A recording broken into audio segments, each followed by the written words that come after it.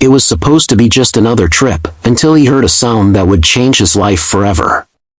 In the middle of the night, in the empty car of a high-speed train, a millionaire comes across something no one expected, an abandoned baby. With no time to think, he had to make the most dangerous decision of his life.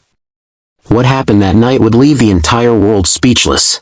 It was a cold Monday morning, with the sun hidden behind dense, gray clouds. Leonardo Montero, a millionaire businessman known for his calculating temperament, decided to take the train for the first time in years. He believed that the unbearable traffic on the streets could delay him for an important meeting with investors. Dressed in an impeccable suit and holding his inseparable tablet, he entered the train car with an air of superiority, caring little about the people around him.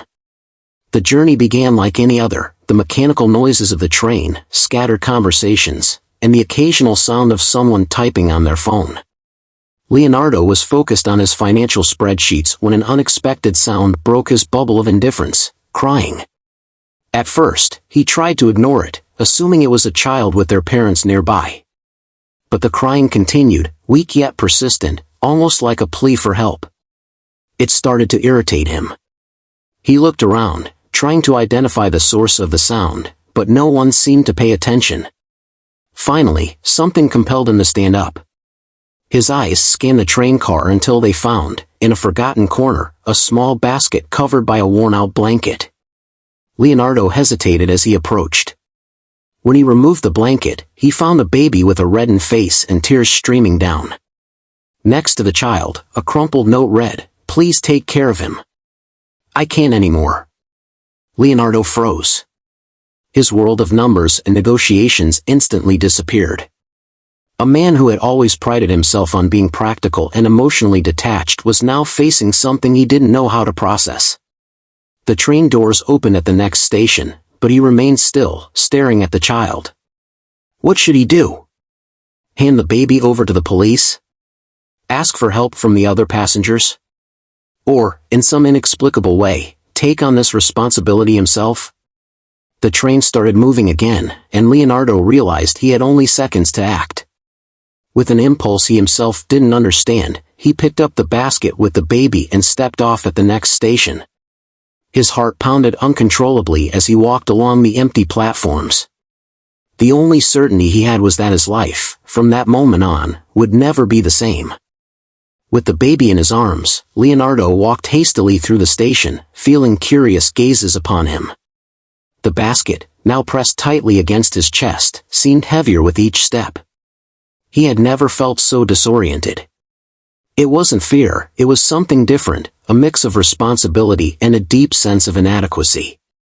As he exited the station, he was met with the chaos of the city.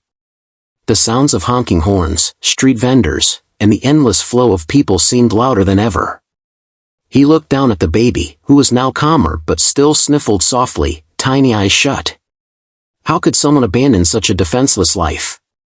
Leonardo found himself wondering, something he never would have done before. His first thought was obvious: take the child to the police station. But as he walked toward a taxi parked nearby, the idea began to weigh on him. What if no one took good care of the baby? What if he was thrown into the system, growing up in an orphanage without love, without real chances for a decent future? Leonardo was not a man driven by emotions, but something inside him stopped him from making such a cold decision. Getting into the taxi, he hesitated before giving a destination. "Where to, sir?" the driver asked, glancing curiously at the baby. "H Hospital," Leonardo replied, almost reflexively. He needed time to think, and the hospital seemed like a safe place for now.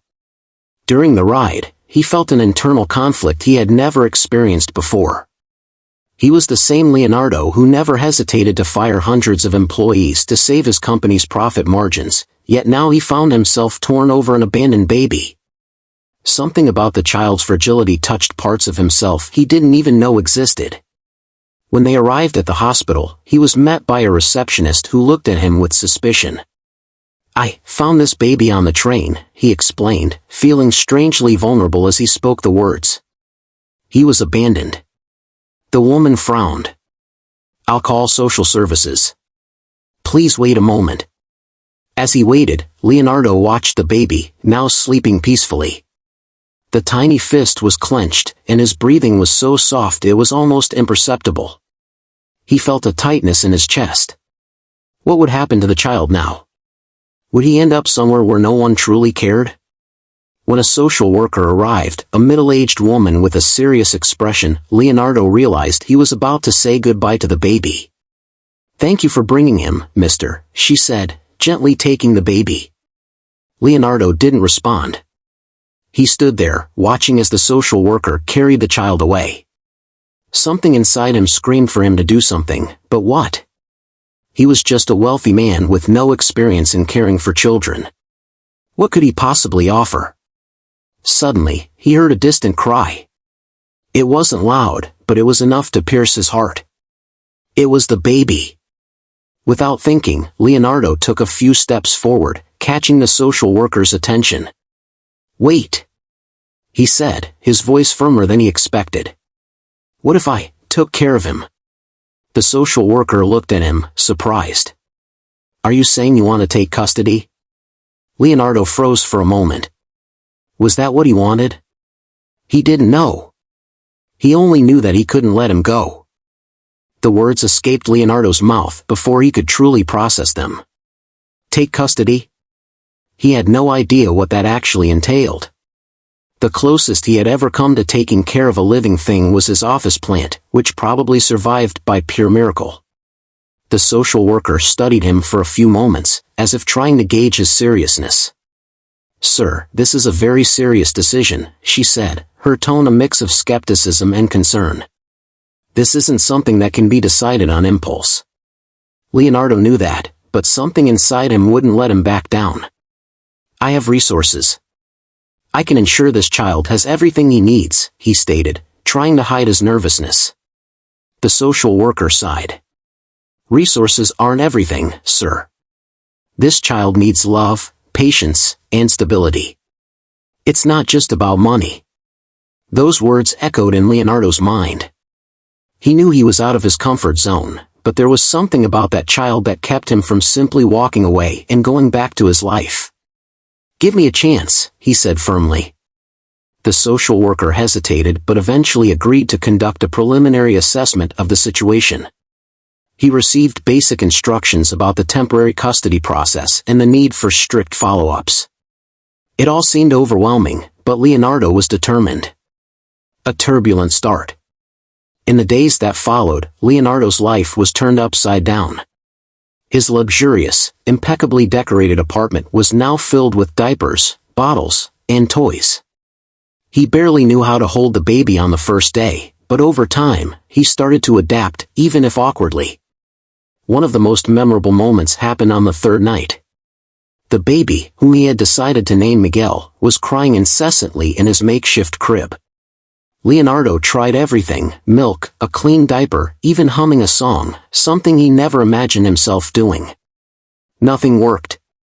Exhausted and frustrated, he sat beside the crib, holding Miguel carefully. "Look, kid," he murmured, his voice heavy with exhaustion. "I have no idea what I'm doing, but I'll try. I promise I'll try." Miguel kept crying for a few more minutes, but eventually, he calmed down. Leonardo felt a wave of relief mixed with something new, a connection. For the first time, he realized he wasn't just taking care of Miguel, he was starting to care about him. The weight of the past. As he tried to adjust to his new routine, Leonardo also faced resistance from those around him. His colleagues at work thought he had lost his mind. "Leonardo, this isn't like you," one of them said during a meeting. "You're a businessman, not a babysitter." But the comment that hit him the hardest came from his own father. During a tense lunch, Mr. Montero, a stern man who had always demanded perfection from his son, shook his head in disapproval. "This is madness, Leonardo. You're going to risk your career for a stranger?" Leonardo held back his anger. "He's not a stranger, Dad." The silence that followed was heavy, but at that moment, Leonardo realized something important. For the first time, he was making a decision that had nothing to do with money, power, or status. He was doing something because he felt it was the right thing to do. The first smile. One day, while giving Miguel a bath, something unexpected happened. The baby looked straight at him and smiled. It was a small smile, but it was enough to completely disarm him. Leonardo laughed, feeling a joy he hadn't experienced in years. "You're really good at melting hearts, you know that?" he said playfully. That smile reinforced his determination. Miguel wasn't just a responsibility, he was a new chance to discover a side of himself Leonardo never even knew existed. The days turned into weeks, and Leonardo began to realize just how drastic the change in his life was. Before, his focus had been on meetings, financial reports, and million-dollar decisions. Now, he spent most of his time handling baby bottles, changing diapers, and learning how to soothe Miguel when he cried.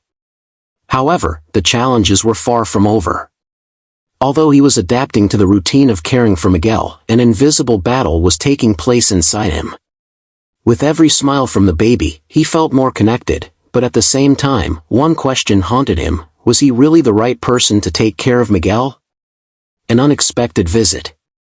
On a rainy morning, as Leonardo struggled to prepare a bottle with Miguel in his arms, the intercom rang. He adjusted the baby as best as he could and answered. "Mr. Montero, there's a woman here who says she's from social services." Leonardo felt a chill run down his spine. The visit had been scheduled, but he hadn't expected it so soon. He opened the door and found the same social worker who had assisted him at the hospital. "Good morning, Mr. Montero," she said with a formal smile. "I'm here to assess how the temporary custody is going." Leonardo invited her in, feeling uneasy. He knew every detail would be scrutinized: the organization of his home, Miguel's well-being, even the way he held the baby. As she asked questions and took notes, Miguel, as if conspiring against him, started crying. Leonardo tried to calm him down, but his nervousness only made things worse. "May I?" the social worker asked, extending her arms to take Miguel. Reluctantly, Leonardo handed over the baby. To his surprise, Miguel quickly calmed down in her arms. "He seems well cared for," she said, returning the baby after a few minutes. "But Mr. Montero, I need to be honest. This is just the beginning. If you want to continue with custody, you'll need to commit to the long-term process. It's not an easy decision." Leonardo nodded. "I know. And I'm willing to do it." The social worker observed him for a moment, as if trying to decipher whether he truly believed his own words. Confronting the past. That same night, Leonardo sat on the couch with Miguel sleeping in his arms. He looked down at the baby and felt something he hadn't in a long time: fear. Not the fear of failing in business or losing money, but the fear of not being enough. His father had always told him he wasn't good enough. Even after building an empire, those words still echoed in his mind. He remembered when he was 8 years old and tried to show his father a drawing, a futuristic car, carefully crafted with a child's enthusiasm. "That's not good enough," his father had said, without even looking up from his newspaper. Now, staring at Miguel, he realized he didn't want to make the same mistakes. He wanted to be different, but he didn't know how. The challenge of trust. The following days brought a new challenge: trusting others. Leonardo knew he couldn't do everything alone. So, he decided to hire a nanny. After many interviews, he found a young woman named Anna, who seemed genuinely passionate about caring for children. At first, he was skeptical, watching her every move.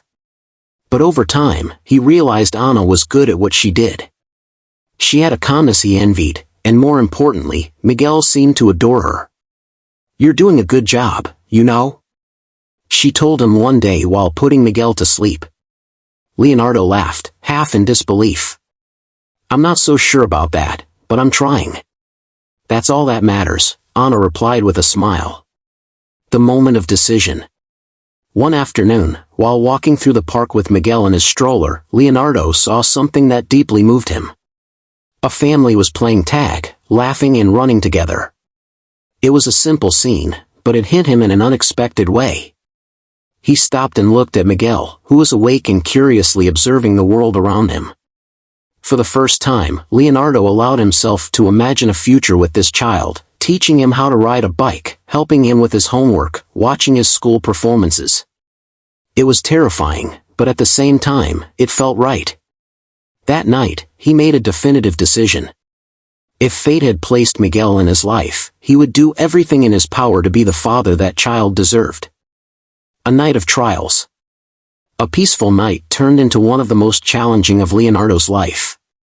He was reviewing documents at his desk while Miguel slept soundly in his room. Suddenly, a muffled sound came from the baby monitor. At first, it sounded like a faint whimper, but within seconds, it turned into an intense cry. Leonardo rushed to the bedroom and found Miguel with a flushed face, breathing irregularly. His heart pounded. He tried to soothe him as he always did, but nothing seemed to work. "Miguel, what's happening?" he murmured, holding him in his arms. The nanny, Anna, had already left, and Leonardo felt the weight of his inexperience like never before. He immediately called the pediatrician. "Mr. Montero, take him to the hospital right away," the doctor said urgently. Without wasting time, Leonardo grabbed his car keys, wrapped Miguel in a blanket, and rushed out the door. A race against time. The streets seemed longer that night. Every red light felt like an eternity. Miguel kept crying, but his cries were growing weaker, which terrified Leonardo even more. "Hang in there, kid, we're almost there," he said, trying to hold back the tears threatening to fall. When he finally arrived at the hospital, he ran to the reception and shouted for help. A medical team quickly rushed over and took Miguel inside. Leonardo stood frozen in the hallway, his hands trembling and his chest tightening. He had never felt so powerless in his entire life. For years, he had controlled the fate of his company, made crucial decisions, but at that moment, his life was completely out of his hands. Reliving the fears of the past. As he waited for news about Miguel, flashes of his childhood came rushing back. He remembered when his mother had fallen ill, and he had spent hours in a hospital, sitting alone on a hallway bench while his father argued with doctors about costs and treatments. Back then, he had sworn he would never let anyone he loved suffer due to a lack of resources. But now, he realized that money couldn't buy what truly mattered: health, safety, love. "Please, he has to be okay," he whispered to himself, clutching the medallion his mother had given him years ago. The news that changed everything. After nearly an hour of anguish, a doctor stepped out of Miguel's room. "Mr. Montero?" Leonardo jumped to his feet so quickly he almost stumbled. "Is he okay?" he asked, his voice unsteady. "Miguel had a severe allergic reaction, but we managed to stabilize him. He will need to stay under observation overnight, but he will be fine." The doctor's words brought immense relief. Leonardo felt his legs weaken, and he sank into a nearby chair, covering his face with his hands. "Thank you," he murmured, his emotions overflowing. A moment of reflection. Later that night, as he sat beside Miguel's small hospital crib, Leonardo held his tiny hand and whispered, "You have no idea how much you scared me, kid." Miguel was sleeping, his breathing finally steady. Leonardo felt a weight in his chest, but also a renewed sense of determination. No matter how difficult it was, he realized he wasn't just taking care of Miguel, Miguel was also taking care of him, showing him a world he had never known before. The first steps toward change. The next morning, when Miguel was discharged from the hospital, Leonardo decided it was time to make changes in his life. He hired a pediatric nutritionist to ensure Miguel wouldn't be exposed to another allergen and scheduled a consultation with a child therapist to help him create a healthy emotional environment. More than that, he began to reflect on his own emotional wounds. He knew that, to be the best for Miguel, he needed to face the ghosts of his past, especially the harsh words from his father that still haunted him. An unexpected reconnection. A few days later, Leonardo received a surprising call. It was his father. "I heard what happened," he said, his tone softer than usual. "How is the boy?" Leonardo hesitated before answering. "He's fine now." It was scary, but we're adjusting. There was a long silence on the other end before his father said something Leonardo never expected to hear. Maybe I can help." Leonardo was in shock. His father, the man who had always been critical and distant, was offering to help. He didn't know if he should accept, but something inside him urged him to give it a chance. "We can talk," he replied cautiously. It was a small step, but for Leonardo, it represented a new possibility. An uneasy reunion. Leonardo was restless before meeting his father.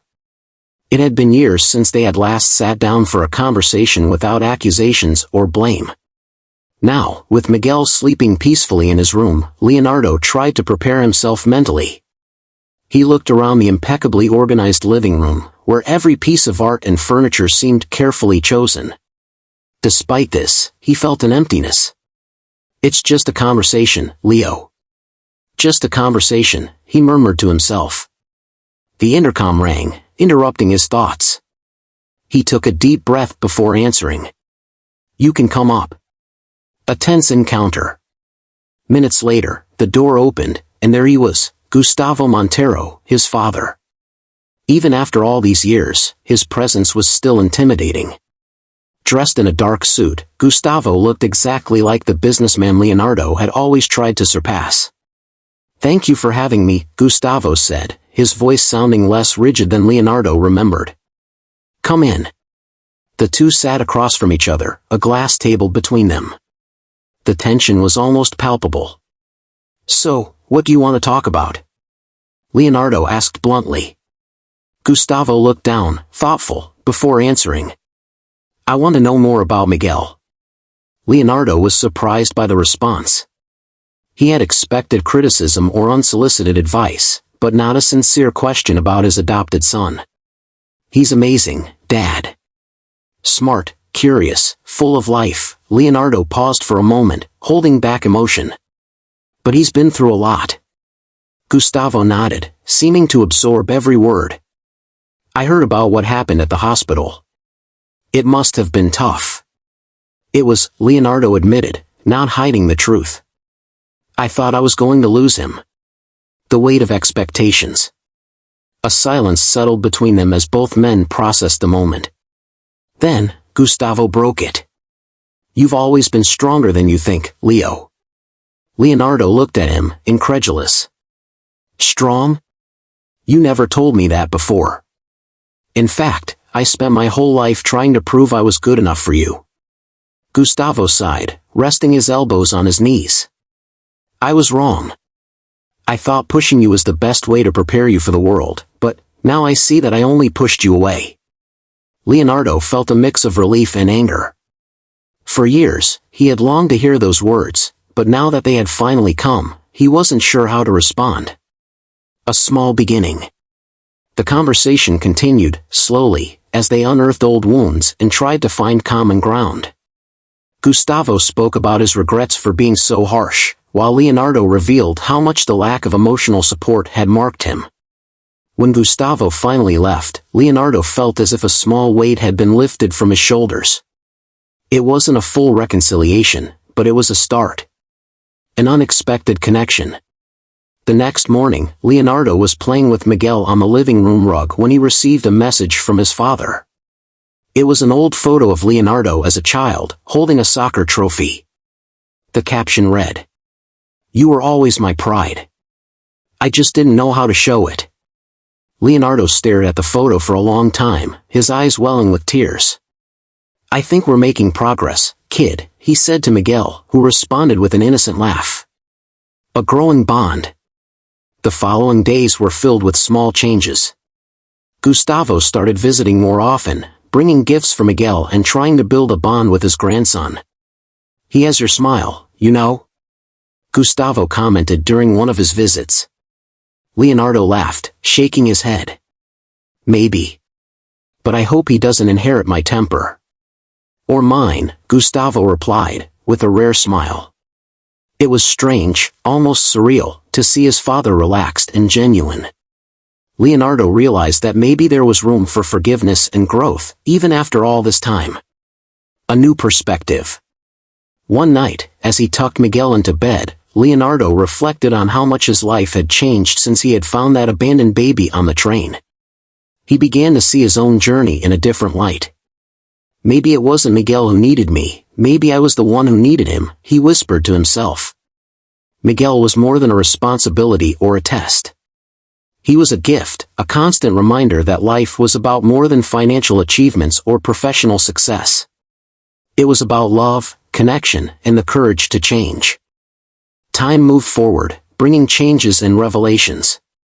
Leonardo felt his life adjusting, despite the challenges and memories that would never fade. Miguel was growing up surrounded by affection, becoming living proof that love and resilience could transform lives. Gustavo, in turn, had found a new way to connect with his son and grandson. But fate, always unpredictable, still had one last twist in store for them. On a quiet afternoon, while reviewing documents at home, Leonardo received an unexpected message from Gustavo. "Son, I need to talk to you. It's important." A chill ran down his spine. Gustavo never sent messages like this without a reason. He called immediately. "Dad, is something wrong?"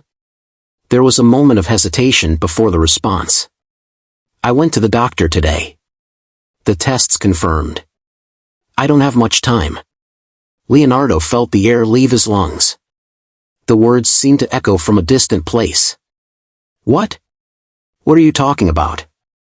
"Heart problem. Something I've neglected for years.